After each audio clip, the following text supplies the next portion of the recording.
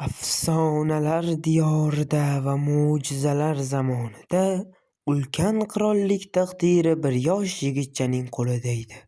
Uning ismi Diyor. Artur Pendragon. Endi meni qo'limdan qochib keta olmaysan.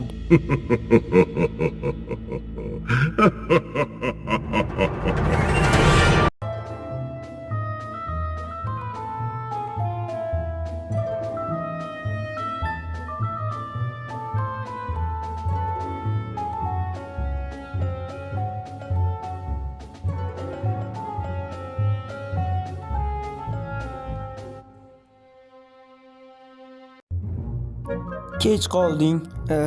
Buning uchun uzr so'rayman. Bilasizmi, Gaius anatomiya haqida gapirishni boshlaganda uni hech kim to'xtata olmaydi. Anatomiya? Ha, qanaqadir narsalar haqidagi, qanaqadir fanlar. Meni qayergadir jo'natganida o'sha yoqqa borib, o'sha narsani olib kelishim kerak. Xullas shunaqa. Miyangga biroz aql berayotganing juda ham yaxshi, lekin meni aslahalarimni balki tezroq kiydirib qo'yarsan. Ha, albatta, mana hozir. Okey, mana shamshirim. Voy, ehtiyot bo'ling. Hozir menga sanchib olardingiz. Sanchib olganda menimcha yaxshiroq bo'lar edi. Gaiusning olti anatomiyalarini eshitib yotgan bo'larding, Merlin. Biroz aql kirarmidi? Ha, juda ham kulguli. Ha, aytganday xonamni tozalab qo'y. Men kirganimda xonam juda ham top-toza bo'lishi shart. Xo'p. Xo'sh, ritsarlar, jangga tayyormisizlar? Bugun sizlar bir-biringizni qanday qilib jang orqali aldash mumkinligini o'rganasizlar. Aynan shu orqali siz jangda dushmaningizni aldashingiz mumkin. Hozircha sizlar mashq qilib turinglar. Men esa zarbalarni kuchaytirishga harakat qilaman. Jennerson tezroq poylayman. Xolg'i xo'sh, yaxshi otamiz ham o'ljalaymiz. Stop, to'xtanglar. Uning oldida ritsarlar bor va birikta qasrda qo'riqchilar ham bo'lishi mumkin. Agarda ular meni ko'rib qolsa, albatta juda ham katta muammo bo'ladi. Yaxshisi, uni xiyonat joyda o'ldirganim ma'qulroq. Jennerson, Merlin, sen shu paytgacha xonamni tozaladingmi? Ha, albatta, xonangiz kichkina bo'lmasa, sizni xonangizda tozalash juda ham qiyin, ayniqsa sassiq paypoqlaringizni olish. Merlin, nimalar deyapsan? Meni paypoqlarim sasimaydi. Ha, albatta, yotganingizda bu narsa sezilmaydi. Mayli, Merlin. Bilasanmi, ertaga ertalab o'rmonga ovga boramiz, tushunarlimi? Jennerson, yana o'rmonga boramizmi? Axir ertaga dam olish bo'lsa, ha, mayli Artur, kerakli narsalarni olib olaman. Kechikmasdan kel. Aha, harakat qilaman. Agar Gaius anatomiya haqida gapirishni boshlamasa, qo'lingdan kelgancha harakat qil. Soat 10 bo'lyapti. Merlin qayerlarda yuribdi ekan? Mana keldim. Qoyil, ertaga kelar eding, Merlin. Men harakat qildim, ammo Gaius baribir ushlab qoldi. Ha, mayli, endi soatlarimni tezroq kiygiz.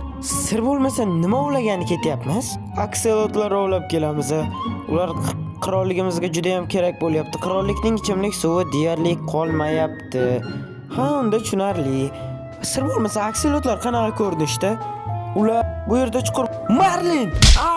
Va nihoyat Artur qo'limda. Endi ana bu tiranchani bir amallab yo'qotib yuborishim kerak. Okey. Hoy, bu yerda kim bor? Salom. Hoy, tirancha, bilasanmi? Senga shaxsiy adovatim yo'q, lekin Arturga.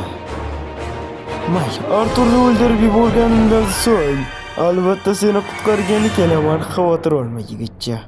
Agar Arturga bir narsa qiladigan bo'lsang, xo'sh nima?